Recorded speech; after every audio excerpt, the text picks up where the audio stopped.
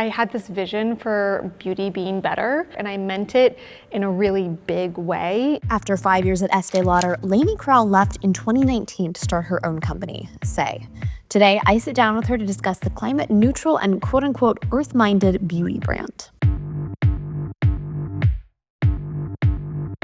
I'm here with Laney Crowell, who started Saie. Laney, thank you so much for being here with us. It's incredible. You made the jump from a very institutional beauty company to go out on your own. That was a big step. Yes, it was scary. How do you even begin? You leave, you have this idea. How do you create an entire company? So fundraising was definitely the hardest part. I have this thing where I tell myself that I just have to talk to 70 people. I make a list in Google Sheets.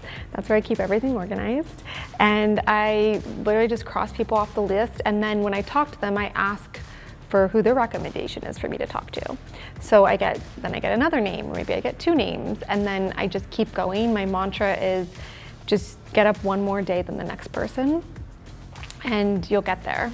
And tell us more about that community too, because I've heard you speak about Facebook groups and people who you're kind of getting their take on for what you think you should do next. Well, community is everything, right? And I think that was one thing that I've always thought about, is that we're in business for the consumer. We're in business for the people who are buying our products. So I always want to be talking to them and asking them what they're looking for and listening to what they're saying. And I think that's where brands can really get in trouble, is when they get too distant from that conversation. And what does that look like? Do you pose a question, or how do you engage with your audience?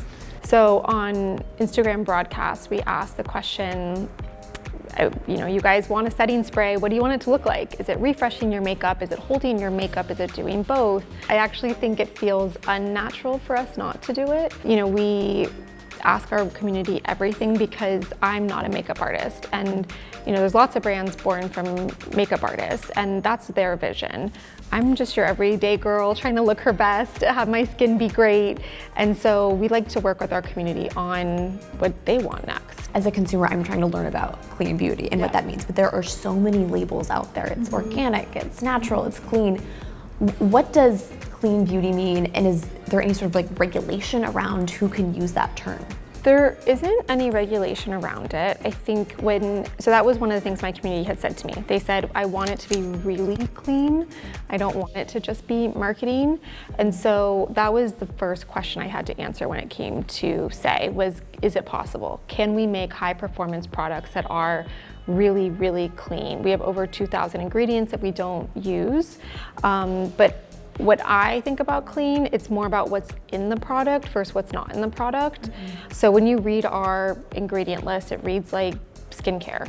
You feel your skin getting hydrated, nourished, even brightening over time. And just to go back to fundraising a little bit, how did you build credibility with investors? What did you do to get that first investment?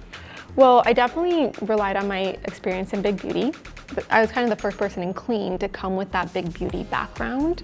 So I was able to talk about this incredible experience that I had had learning from the best of the best and bringing that expertise, that mentality to clean, which is, I think, a testament to how we've grown so quickly in the last 5 years, is because of that rigor and that vision. How do you think the beauty industry is going to look 5 years from now? What are the big changes you expect to see? I think right now it's really interesting. Consumers are showing that they want brands that have some depth to them. They want to know what a brand's values are. They want to be able to connect with a brand on a deeper level. So I think brands that have those vocal values are going to rise to the top. You spoke a little bit about how New York was important, obviously, in your career, and building this company specifically. What other ways do you think it's impacted your career journey?